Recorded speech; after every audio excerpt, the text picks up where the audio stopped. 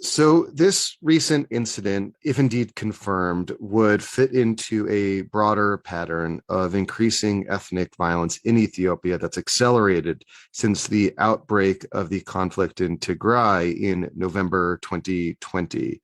We were scheduled to speak before news of this latest incident erupted about your report into abuses in Western Tigray. Could you situate Western Tigray for us, both geographically and demographically? So Western Tigray is on the border of the Tigray region with Eritrea and Sudan. This is actually a very fertile region. There's a lot of sesame plantations there. There's a lot of seasonal laborers coming from other parts of Tigray, but also the Amhara region and further afield that would come to this area in the key harvest seasons.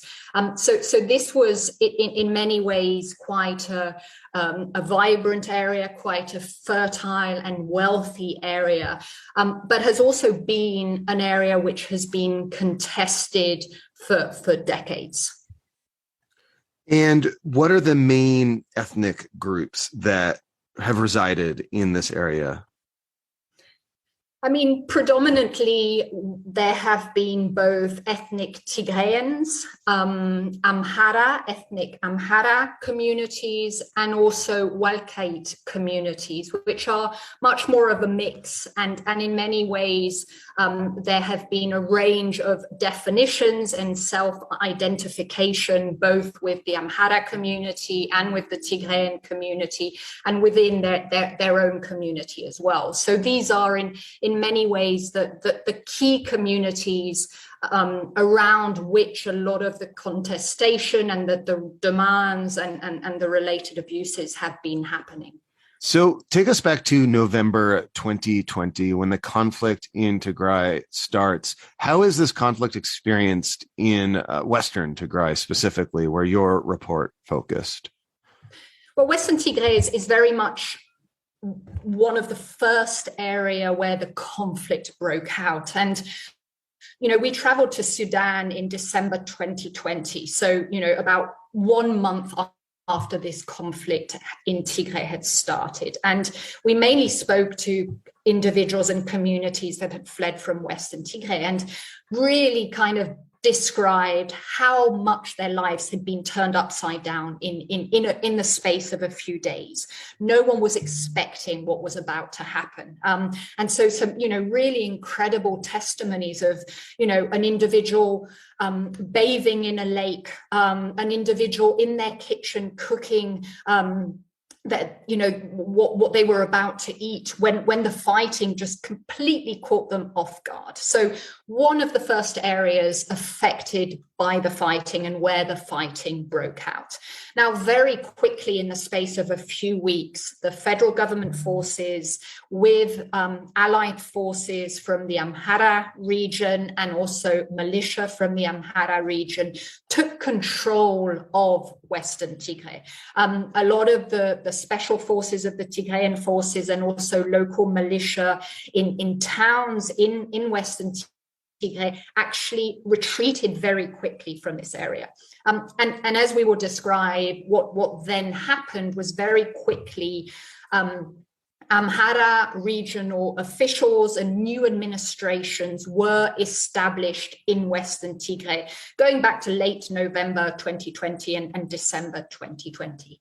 So whereas previously this area was administered by the TPLF, that entity had been defeated on the battlefield, so to speak, and had retreated to other parts of Tigray. So Amhara forces took control. What then happened to ethnic Tigrayans living under this new administrative control? So what we found, and we really started to document the waves of abuses, and so our report looks at what has been 15 months of different waves of what we have found to be an ethnic cleansing campaign, is a very organized series of very serious crimes. So we documented sexual violence against Tigrayan communities there, expropriation of land and property, mass roundups of Tigrayans of all walks of life. And what our reporting really highlights is this wasn't just happening in one or two towns. The abuses were rolled out in a very organized fashion by the administration and the security forces in Western Tigray across at least 14 towns, so a really large geographic area. And what we found was that these measures, so they also included denying Tigrayans to speak Tigrayan in the streets, signs in Tigrayan were removed in the streets, people's property was taken away from them, Tigrayans were denied the little humanitarian assistance, the food that was coming into this zone was distributed by the federal government main food assistance agency, and that was being denied to Tigrayans at a time where they were also losing all their other means of survival. They were denied new administration ID cards, which made it very difficult for them to move around. I mean, imagine this was very much a period where very militarized checkpoints everywhere, and you have this community increasingly unable and living in fear and unable to move around. Massive sexual violence, extrajudicial executions, especially of Tigrayan men, but also boys. And what we really started to document from late December 2020 was an organized forced expulsions of Tigrayans. And this is really when we started to see hundreds of thousands of Tigrayans from Western Tigray zone being and arriving in other parts of Tigray. So that happened in two ways. Many thousands of Tigrayans were forcibly expulsed directly from detention facilities. So as I was describing, you had the federal government forces, the Amhara forces that were sweeping Tigrayans into these informal, formal detention facilities throughout that area. Basically just like big open air prisons? A mixture. Some were warehouses, some were homes, some were police stations, some were prisons. So a real mixture, different security forces controlling different detention facilities. But you do have evidence that it was an alliance of the Amhara regional forces and the federal government that were participating in this mass roundup. Absolutely. I mean, in our report, we document the specific abuses we found in which the federal government forces were involved. I mean, especially war crimes that were committed in the first 2 months. But federal government forces have been involved and participated in the mass roundups, which continued for over 15 months, but also in the forced expulsion. So what we saw were both thousands of people from detention facilities being put in buses and basically bussed away from their land. But we also saw what is coerced expulsions, where people's lives were made so difficult. The intimidation, the ongoing killings, the sexual violence, the ethnic slurs that were being on a daily basis, the warnings. There were basically warnings being made in town halls by the new administration saying Tigrayans have to leave, this is not land belonging to Tigrayans. There were leaflets that were appearing on the streets of several towns at the same time. And so you also then saw organized busing. So the administration were actually putting forward buses that of course people then had to pay for to actually be bused to other parts of Tigray. And so this organized forced expulsion was very central to this ethnic cleansing campaign. And I think it is important to underline here, this is a government organized ethnic cleansing campaign, which is very different in many ways to bouts of ethnic violence, which are involving non-state actors, armed groups. This was a state orchestrated campaigns against a particular population. Are there any individual stories you could share from your reporting that are illustrative of this organized campaign? What were victims of this campaign telling other human rights researchers about what happened to them as individuals? I mean, there were a whole range of themes that came up again and again. I mean, one was how dehumanized people felt, and especially those who were held in these mass detention facilities. I mean, the waves of detention have continued to date. And in many ways, it's one of the biggest concerns we have, is that we believe hundreds, if not thousands, of Tigrayans are still detained. And what we found was that the conditions in those detention facilities were deteriorating. And so individuals would describe how they were being denied increasingly access to food. They were increasingly being beaten. They were being told, the most dehumanizing thing, within the context of this kind of ethnic hatred and slurs. And we had testimonies of individuals starting to question whether they were humans, given what they were being told and the way they were being treated and the way they were being made to feel. I interviewed an old man who was actually rounded up in one of the later phases that we documented. So these roundups continued into November, December through to January this year. And an old man of 70 was picked up in Humera town purely for being a Tigrayan. He was brought to a detention facility in Humera town, where we know of at least 2 facilities where hundreds, if not more, of people are still being detained. And he was held there. He was so badly beaten. He saw 2 other older men beaten to death in the 2 weeks he was in detention in those detention facilities. And he told me he believes the only reason he was eventually freed and actually put on a bus and expulsed into other parts of Tigray was because they thought he was about to die. And so horrible, dehumanizing stories. And I think his story in many ways is just so illustrative of the ongoing suffering of this community. He was actually bussed across the Tikizi River, which is seen as the natural boundary between Western Tigray zone and other parts of Tigray. And he then ended up in a displaced persons camp, which was then hit by a drone strike.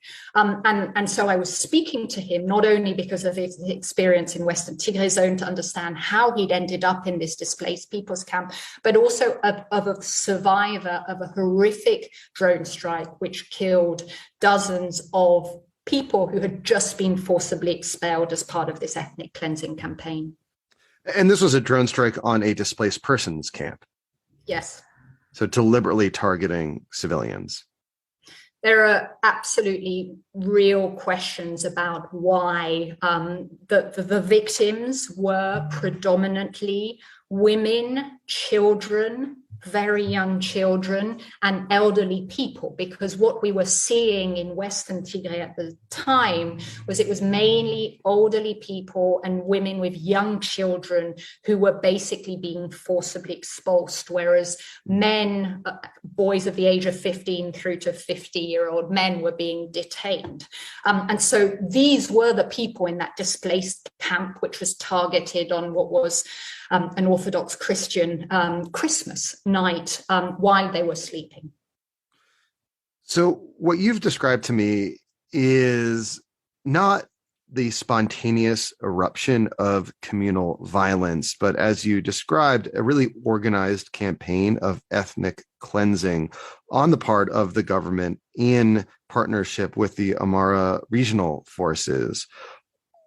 What would you suspect is the perhaps strategic logic for organizing this kind of ethnic cleansing campaign? Why would the government want to do this? This has been an area which has been contested for decades, and when the conflict started, this area was given very much, and the Amhara regional forces and administration were given the opportunity to establish an administration in this zone. This was happening in a context where communications had been shut off. There was very little information coming out from Tigray as a whole. There were serious abuses happening in other parts of Tigray at the time as well. But Western Tigray zone was also one where there were very, very few independent eyes on the ground. There was a very little humanitarian presence in the area. And so this also created a context which was conducive to rolling out this organized policy and these abuses. So there has been mass displacement, massive humanitarian crisis that has unfolded throughout Tigray since November 2020. Can you just describe the state of the conflict today? At the moment, there are areas where there are still, and there have been continued skirmishes over recent months. We are still talking about a situation in which there are massive humanitarian needs, real issues around humanitarian access. Now, this is predominantly for the Tigray region, where for almost a year now, the government has been effectively sieging the region. So since April, we have definitely seen an increase in goods and supplies, humanitarian goods and supplies, which are allowed into the region. But services are still cut off. And this remains a policy and a strategy of harm against civilians in that area. So we are still seeing massive suffering. Some of the key trends which all warring parties have committed in northern Ethiopia have been widespread sexual violence, but also targeted attacks and deliberate attacks on healthcare. We saw this very clearly and starkly in the first 9 months of the conflict in the Tigray region. We've seen similar patterns in the Amhara region in late 2021, but also in the Afad region. Now, that has an ongoing and long-term impact on communities in these areas, even when the fighting isn't happening. So we really are talking about a context of massive need. We have seen directly how the lack of accountability for these abuses have resulted in new cycles of abuses, of reprisal attacks by Tigrayan forces against other forces because of the behavior in Tigray. So really talking about a context of ongoing suffering. So is there anything sort of realistic that the international community can do at this point to both support accountability for ethnic cleansing, crimes against humanity, war crimes that have been committed in the context of the Tigray conflict, and also anything more the international community can be doing to support both increased access to besieged regions and also support a more comprehensive cessation of hostilities or peace agreement? So let's start with Western Tigray zone, because in many ways the needs there are quite specific. In the report, we identify 3 individuals with command responsibility roles and also involvement and direct participation in the crimes we document in this report. So it is absolutely essential that the international community is calling for investigations and serious prosecutions for the crimes they have committed. They have overseen and continue to oversee these abuses, and their ongoing involvement and presence in the region is contributing to harm there. So both in terms of calling for investigations, accountability, but also taking measures such as individual targeted sanctions against these individuals. There can be no business as usual by the international community with individuals such as those. At the same time, there are absolutely pressing protection needs. So it's key for the international community to continue to press for there to be independent actors able to access detention facilities. As I described, the conditions in the detention facilities deteriorated in the second half of last year. We believe the crimes and the abuses there could amount to the crime of extermination. And so that is an absolute need.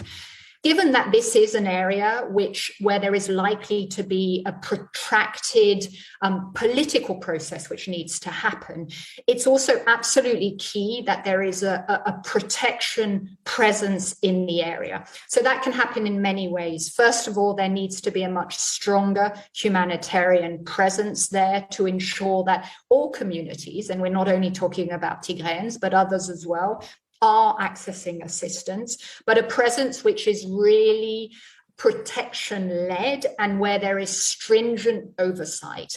The international community needs to make sure that assistance going into Western Tigray zone is not further instrumentalized in this ethnic cleansing campaign. But we've also said that as part of any negotiated settlement amongst the warring parties, there should be an agreement to deploy an AU-led protection force to this area. There are real concrete physical protection needs.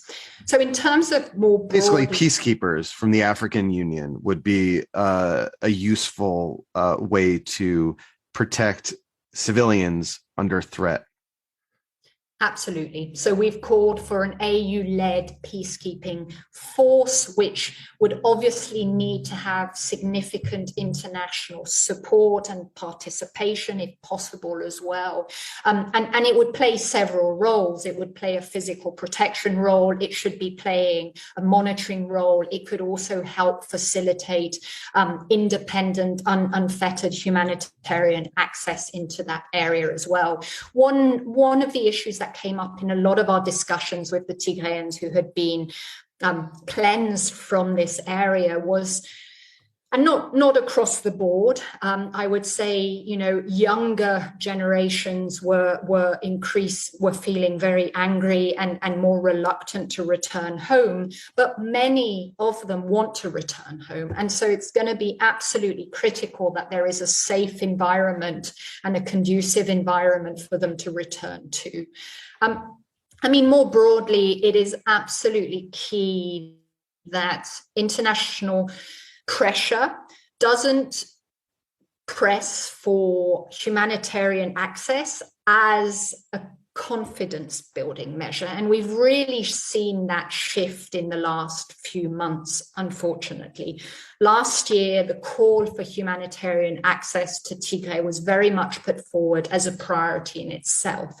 But increasingly, the messaging has shifted, and humanitarian access in many ways has been instrumentalized as a political tool, when it isn't. It is a responsibility of the warring parties to allow access. It is a responsibility of the Ethiopian federal government to be allowing populations on its territory to have access to assistance. And one final point there, humanitarian convoys and trucks getting in themselves are not going to resolve the massive humanitarian needs in Tigray right now. It is also absolutely critical for services to be restored. A lot of civil servants in the region haven't received salaries in over a year. The banking system has been cut off. And so it means there are also categories of the population there that have really been pushed over the edge because of the shutdown of basic services. Laetitia, we'll have to leave it there. Thank you so much for your time and for your indispensable reporting. Thank you very much. All right. Thank you all for listening. Thank you to Laetitia Bader for taking time to speak with me. And we scheduled this interview before news of that